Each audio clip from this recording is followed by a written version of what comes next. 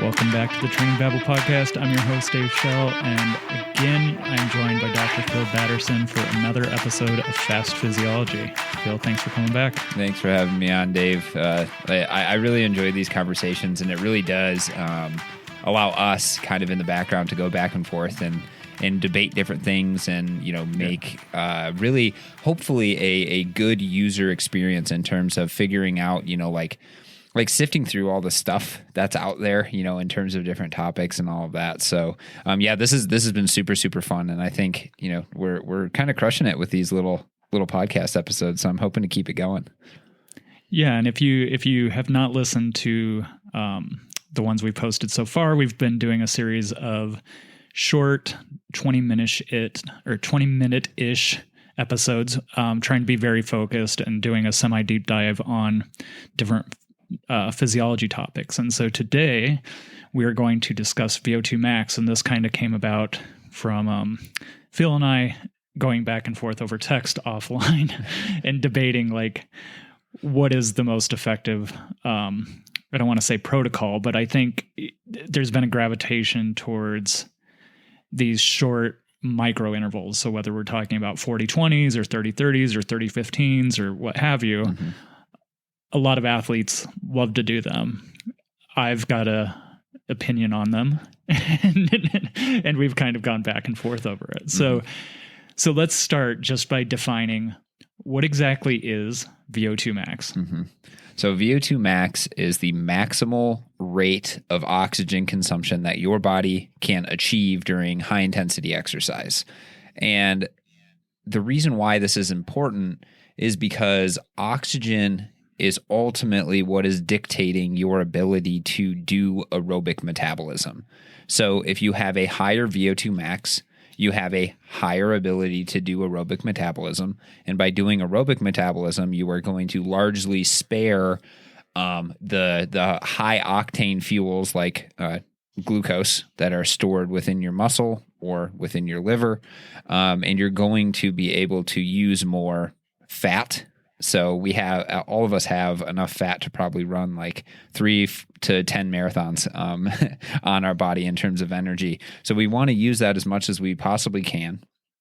And then on top of that, we want to spare the glucose, that high octane fuel, to as late as possible. And VO2 max just says, okay, well, what's our capacity for oxygen consumption? And generally speaking, the larger it is, the better in terms of endurance performance we're going to be. And so what are the components of VO2 max? Yeah. So the components if you just look at the equation that would be given during, say, an exercise physiology lecture or something, VO2 max is dictated by what we call the Fick equation. And the Fick equation is, I'm trying to remember it now, cardiac output times VO2 difference. So let's break that down. Cardiac output is how much blood your heart is pumping per minute. So that is broken down into your heart rate, so how fast your heart is beating, and your stroke volume, how much blood is being pushed out of the heart per beat. So that's your cardiac output. You can think of that as kind of like the delivery side of the oxygen equation. Right. Then we have VO2 difference, which stands for arterial venous oxygen difference. That is how much oxygen is consumed as the blood passes through your arteries to the capillaries and then into your veins. So it's how much oxygen can be consumed over the muscle. And that is largely dictated by how well your mitochondria can use oxygen, because the only place in your body that oxygen is actually used is within the mitochondria. So you have your oxygen delivery side of things, and then you have your oxygen usage side of things.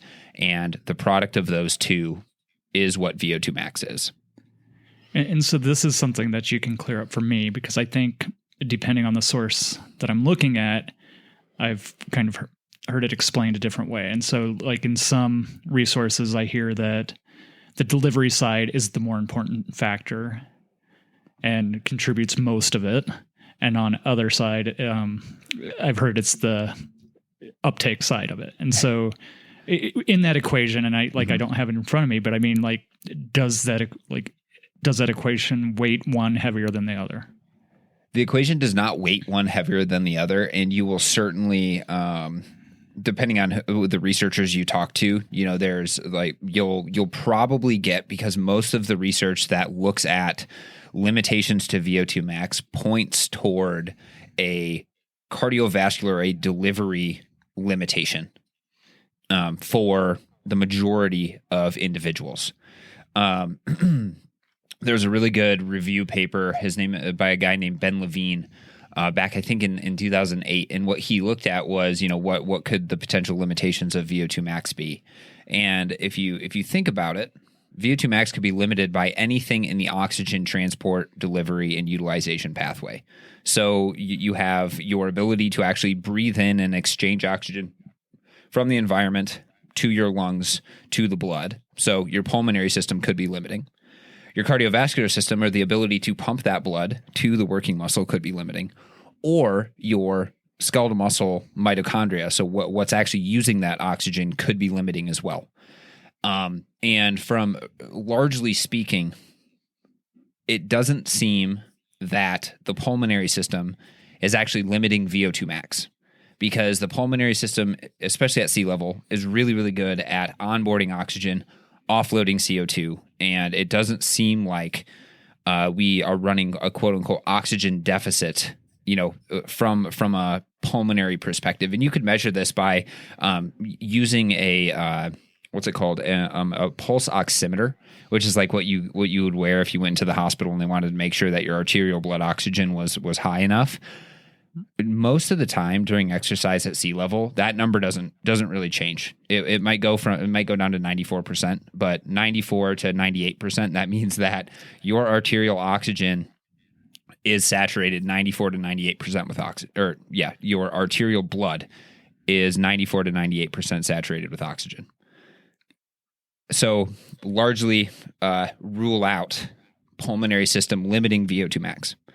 And I want to say, too, I think that if I recall during the pandemic when they're talking about long COVID and stuff like that, they said, like, even I feel like I read something where it was saying, like, even with like severely damaged lungs, rarely is it a limiter. Like, I mean, there's times people have a lobectomy and have part of their lung removed, but they're still able to saturate pretty good. Yes, I would. Yes. So I would say, and again, I'm using my words very carefully here, because I'm saying pulmonary system is not limiting to VO2 max.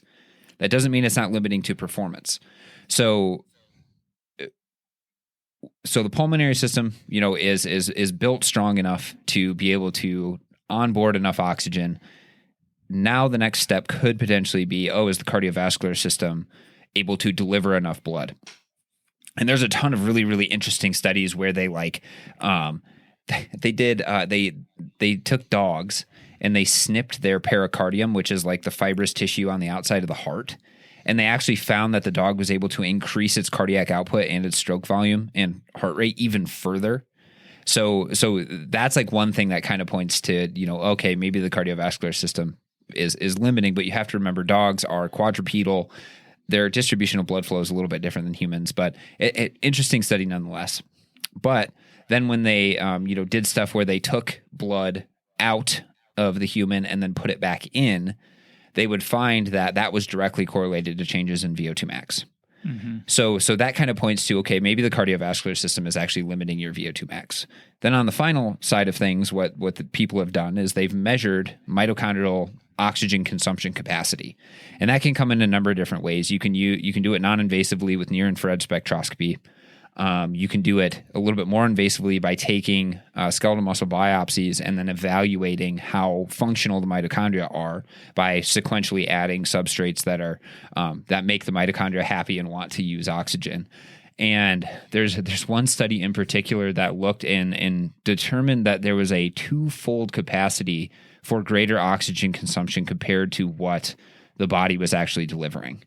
So that is used a lot in terms of like when people say, well, it's probably not a mitochondrial limitation because there's this study that shows that there's a 2 times or 2 greater ability to use oxygen than we can actually deliver. So that's also cited. But one of the challenges with that study in particular is that hasn't really, that doesn't seem to have been recapitulated across all populations. So, individuals who are extremely sedentary, maybe pretty metabolically inactive, other things like that, definitely have lower mitochondrial function. Individuals who are highly, highly, highly trained, that 2x number actually comes down because the cardiovascular system actually is able to catch up. But nonetheless, that I think is like the history / the background for why people would argue that the cardiovascular system is limiting VO2 max is the fact that, when it just seems like the ability for the heart to deliver blood, and this is why blood doping works so well, is because, you're increasing your oxygen carrying capacity and your muscles are still able to use it. So if you're increasing your oxygen carrying capacity, you're raising your VO2 max right there. Right. And so with that kind of established, why does it matter? And I know it gets tossed around a lot, and like, I feel like it's pretty well known, and like everybody knows the term VO2 max, where maybe they don't know some of the other terms. Right. And yeah. But it's not, I guess from my standpoint, having a high VO2 max doesn't necessarily mean that you're going to be a great endurance athlete, but it's kind of like a ticket to entry, like you have to have it in order to meet your potential, but having it doesn't guarantee your success. Yeah, no, that's 100% exactly what I would have said is having a prerequisitely high VO2 max. And if we're talking just about numbers, so normally VO2 max is reported as a relative value. So milliliters of oxygen per kilogram of body weight per minute. And what that allows us to do is compare different individuals to each other. Right. Because if we just reported absolute values, then the people with the biggest VO2 maxes would be elite level rowers and really, really large human beings, like 6'4", 225 pound, just monsters. Right. But then, you would be like, oh, well, somebody who is a runner who is a lot smaller will probably have a lower VO2 max, but they're able to function really, really highly in terms of their, exercise capacity.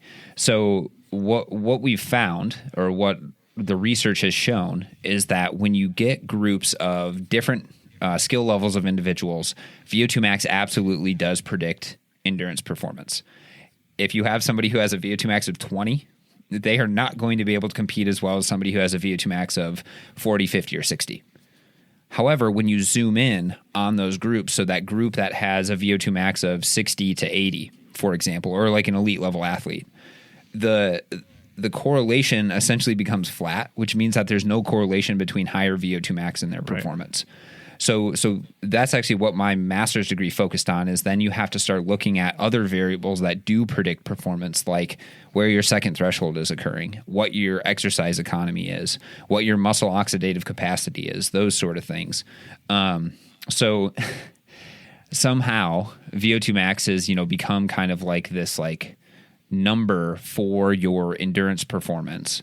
But it's really not, especially when you start to look at individuals who are very similar to you. So somebody who has a VO2 max of 50, if you have a VO2 max of 50, they have a VO2 max of 50, obviously something else is going to have to predict that performance, because one of you is going to be beating the other. I also think there was a lot of, it's been around, I think, for the longest period of time, like this concept of maximal oxygen consumption. So it's been developed even further, and there's like even people there was a running coach, his name is Jack Daniels, who came up with the Jack Daniels VDOT calculator. And essentially what he did is he just took a ton of people, measured their VO2 max, measured their race pace across different races and performance levels and stuff, and then was able to make tables that kind of correlate back and forth. So it's really easy to correlate then, okay, what is my VO2 max based on my race performance? But again, really VO2 max is only attainable, for the elite level athletes for, 8 to 12 minutes at the most. For most of us, it's like 5 minutes at the most. Right. So VO2 max is probably not a good predictor of any races that are longer than 12 to 15 minutes. So anything longer than that, you're going to, yes, VO2 max is a ticket to be able to, get to high levels of performance, but you then have to start looking at different variables in order to actually figure out what's going to predict your performance. Okay. So with that said, then why would an athlete want to increase their VO2 max?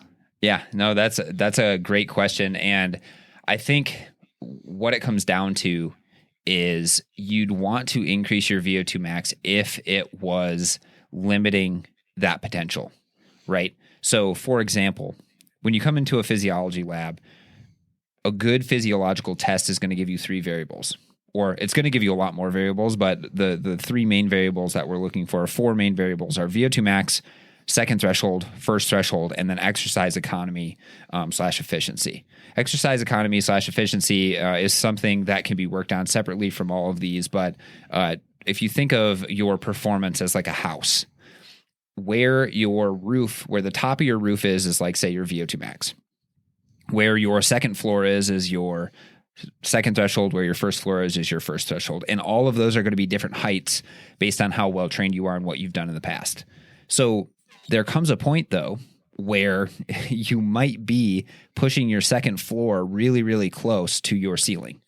Right. And that's not a very comfortable place to live, right? You don't have very much room to stretch out and do other things like that. So for individuals who have a high second threshold, they're going to want to push their VO2 max up before they can push their second threshold up further. So that would really be, in my opinion, what people would want to focus on. And that's why you have to measure all of it. You can't just measure VO2 max because you won't know where they are in proximity to each other unless you actually measure all of them. Okay. So with that said, then how do we, I mean, like you said, you can go into a lab and you can have physiological testing. Most people don't have access to that. Mm-hmm. So are there field tests you can do that can approximate VO2 max? Yeah, absolutely. I think the best field test would be there's two tests that I think would be good. One of them is like a step test where it's like you go increasingly harder and harder. 1 minute, like every 1 minute, you're increasing your wattage by like 30 watts, starting at 100 watts. Then you just go until failure, and then you can figure out how high your wattage got, what your max heart rate is, and then you can kind of get an idea based on some of the equations that are out there what your VO2 max would be. If you were to do like a field test outside, this would be something like a 5-minute max power, sort of test.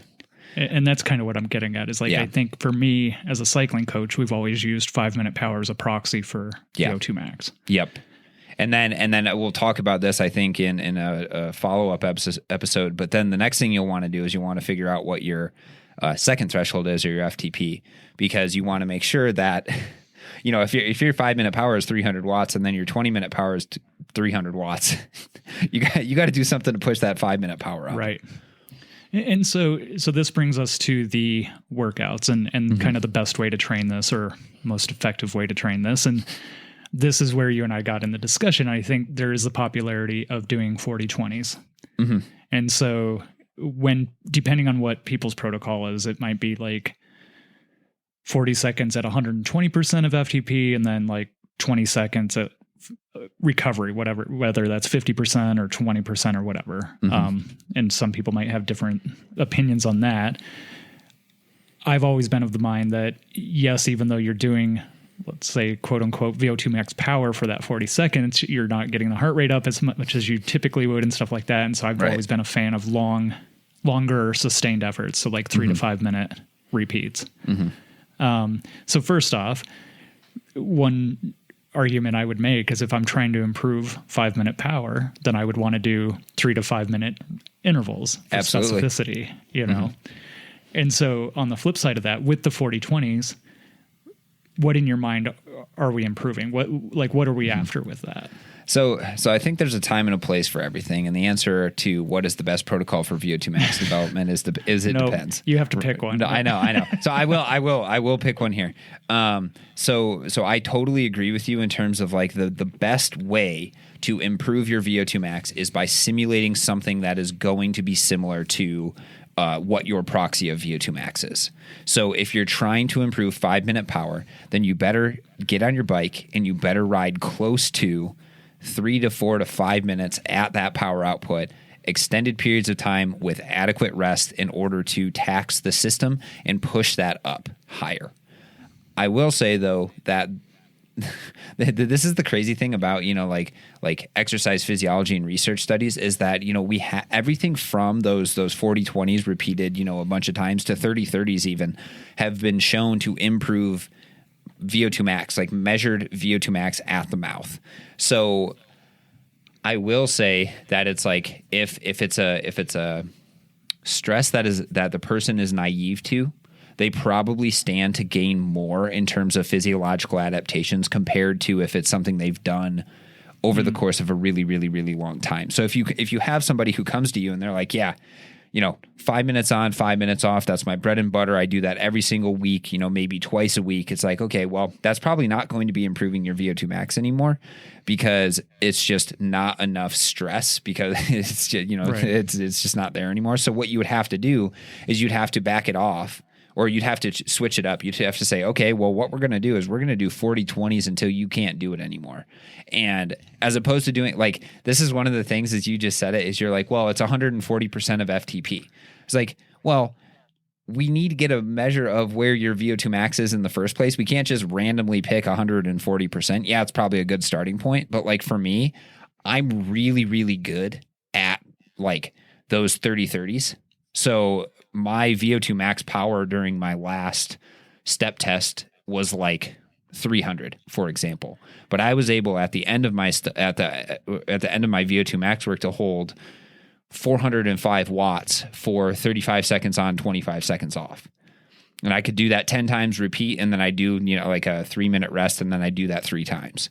So I think I think what I'm getting at is it those shorter duration allow you to have higher intensity, so your body gets better at that higher intensity, so the mechanical output, while maybe not having quite as much physiological stress. So it's slightly different. It's more mechanical output, a little less physiological stress, but the overall goal is then to hopefully be able to push everything a little bit higher, because the progression would be, okay, we're going to start with 40-20s or 30-30s. We're going to get to 40-20s. Then we're going to do something where maybe we even get to 50-10s, which would be a little bit more threshold style work. But then we start to extend those out. 1 minute on, 1 minute off, 2 minutes on, 2 minutes off, 3 minutes on, 3 minutes off. So we get more sport specific as we go on. And so I think this brings up another good point. We've probably discussed it in the past too. I think this is where coaches can get into trouble, or athletes can get into trouble too, is that we try to get too hyper-focused on what we're trying to improve. And we're like, oh, we're improving VO2 max, or we're improving this, and the reality is that it's on a continuum. Yep. And everything improves everything along that continuum to some extent for the most part. And so, yeah, it's like we're primarily focused on this, but it's also improving stuff up the chain and down the chain too. And so I think the reason I get into this argument is like, if I'm thinking about improving VO2 max, then I'm like, I still use 40-20s, but I don't call them VO2 max workouts. It's more about like I coach mountain bikers. And so it's about the variability and like being able to like teach the muscles to contract and relax really quickly and things like that. Right. So I think you brought up a good point in that novel stress is so important. And like one of the things I ask athletes when I first take them on is, what are your favorite workouts and what do you hate? And then you give them everything that they hate. Yeah, because that's probably what they need more of, right? Yeah. Yeah. It's like, but I'll also say, and this is another reason that I kind of like pick this fight, is that not everybody, most people love short, high intensity intervals. And it's because it looks really cool, looks like you're doing a lot of work, but it's not as taxing to the system, in my opinion, as a sustained interval. And lots of people hate sustained intervals, but it's like, if you're going to go out and climb a 15, 20 minute hill, like that's pretty damn sustained, So anyway, I think that's part of it, is that like people gravitate towards that short, high intensity stuff because it feels really productive. But if it's not programmed the right way, it might just be all for show, I guess is my point. Yeah, no, I do agree with that. I think, that's why I generally default to, if you can get to the 3 by 5 workout, where it's 3 minutes on, 3 minutes off by 3, up to 5 minutes on, 5 minutes off by 5. That's been shown time and time again to be effective, whether it's running, cycling, other things like that. And I will say that, for if there's any runners out there who are listening, the 40-20s don't really work as well as the, 3 minutes on, 3 minutes off do, just because having that rest period, so like 40 to 20, I think it just accumulates too much actual pounding stress. But you could also try it, and it probably will work to improve your VO2 max as long as you're able to actually, do it. Yeah. And so what are the takeaways here? And I feel like we could probably do a 2-hour episode on this one, but basically what are the takeaways for you with the VO2 max?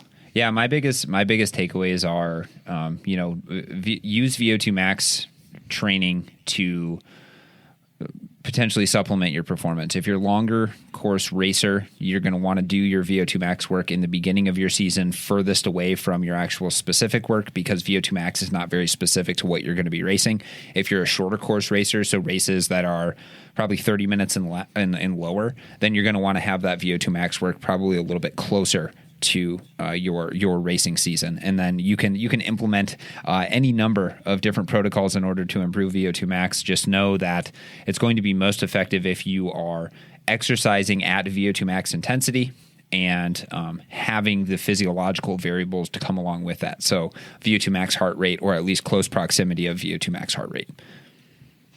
Yeah, and I think my takeaways would be, like I said, I'm not bashing 40-20s. I think they're great. I just don't think it's the most effective tool in my toolbox if I'm trying to improve VO2 max. But I've got another friend that would argue that. So yeah, I think ultimately we should be working on every aspect of our physiology across the season. And so, like you said, there's a time and place for everything. And so just choosing which tool at which point in the season is the important thing. Yep, totally agree. Awesome. Well, thank you very much for another episode of Fast Physiology, and we'll catch you on the next one.